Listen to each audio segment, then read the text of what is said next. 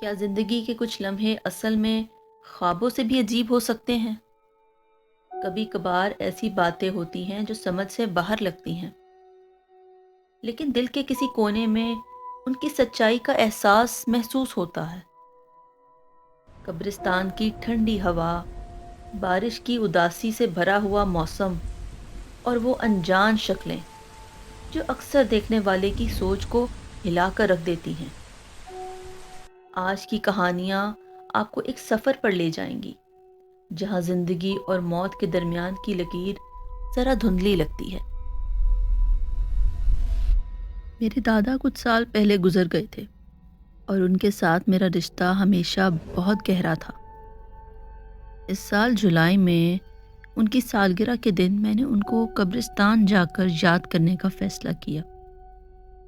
جس قبرستان میں میرے دادا اور دادی نے اپنے لیے جگہ پسند کی تھی، وہ میرے اپارٹمنٹ سے لگ بھگ 1 گھنٹے کی ڈرائیو پر تھا۔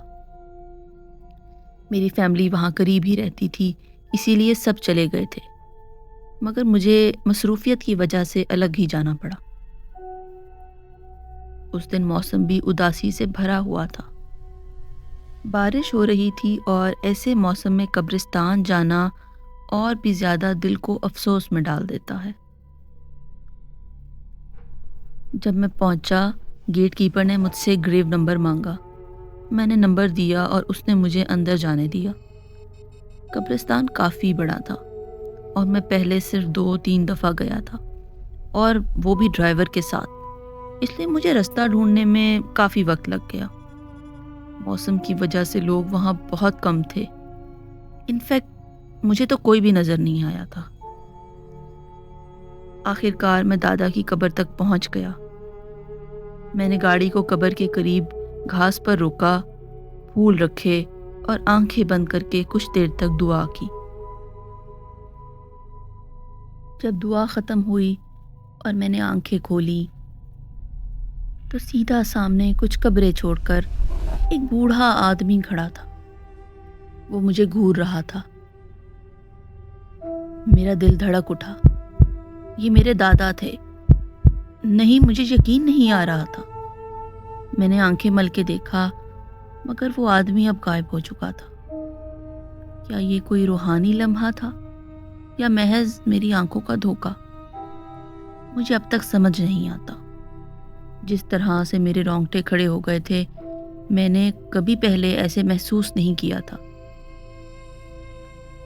میں جلدی سے گاڑی میں بیٹھا، لو یو دادا کہا اور نکل گیا۔ واپس آتے وقت میرے سر میں عجیب سی جلن ہو رہی تھی۔